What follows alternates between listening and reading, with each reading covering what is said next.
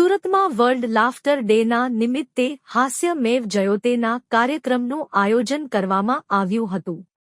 World laughter day નિમિત્તે સુરતમાં આવેલ જીવન ભારતી શાળામાં હાસ્ય મેવ જયોતેના કાર્યક્રમનું આયોજન કરવામાં આવ્યું હતું। આ કાર્યક્રમના મુખ્ય મહેમાન તરીકે પદ્મશ્રી યઝદી કરંજિયા, ગિરીશ લુથરા, વિજયસિંહ, વિરેન્દ્રકુમાર જેવા અન્ય મહાનુભાવો ઉપસ્થિત રહી કાર્યક્રમની શોભામાં વધારો કર્યો હતો। આ કાર્યક્રમને મુખ્ય ફાઉન્ડર કમલેશ મસાલાવાલા એ હાસ્યથી થતા ફાયદાઓ વિશે માહિતી પૂરી પાડી હતી।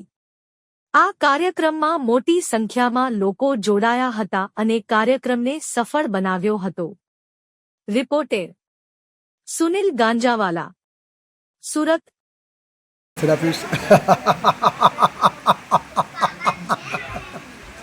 આજે જીવન ભારતી રંગભવનમાં જે આ સરસ મજાના પ્રોગ્રામનું આયોજન થયું હતું તે વિશ્વ હાસ્ય ડે નિમિત્તેના પ્રોગ્રામનું આયોજન હતું અને આખો હોલ મસ્ત ભરાઈ ગયો। લોકોને હાસ્યના ફાયદા, લાફ્ટરને કેમ બેસ્ટ મેડિસિન કહેવાય છે અને 5 વર્ષથી લઈને 85 વર્ષની વયના બધાએ આમાં મસ્તીથી, આનંદથી અને હસતા હસતા એમના 2-2.5 કલાકનો સમય વિતાવ્યો અને દરેકને મજા આવી ગઈ કે લાફ્ટરથી આપણા શરીરમાં કેટલી બધી તકલીફો દૂર થાય છે। હસવાથી આપણા શરીરને કેટલી બધી એનર્જી મળે છે, એન્ડોર્ફિન મળે છે અને માત્ર 10 મિનિટ હસવાથી જો તમને ભરપૂર ઓક્સિજન મળતો હોય તો પછી આપણે બીજી બધી દવાની ચિંતામાં કે બીજા બધા ટેન્શનમાં શું કામ રહેવાનું। અને કુદરતે મનુષ્ય માત્રને એક જ અદ્ભુત ગિફ્ટ આપી છે, હસવું।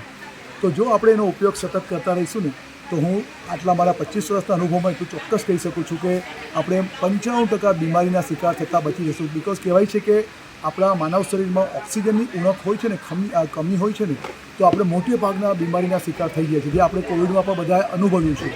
તો દુનિયામાં સૌથી સ્વસ્થ રહેવા માટે મનુષ્ય માત્રને કુદરતે અદ્ભુત હસવાની ગિફ્ટ આપી છે। એ તો નથી કોઈ પશુ પંખી કે જાનવરને હસવાની અદ્ભુત ગિફ્ટ કુદરતે આપી નથી, માત્ર મનુષ્યને આપી છે। તો આપણે એનો ઉપયોગ કેમ ન કરીએ, હસતા રહીએ, હસાવતા રહીએ।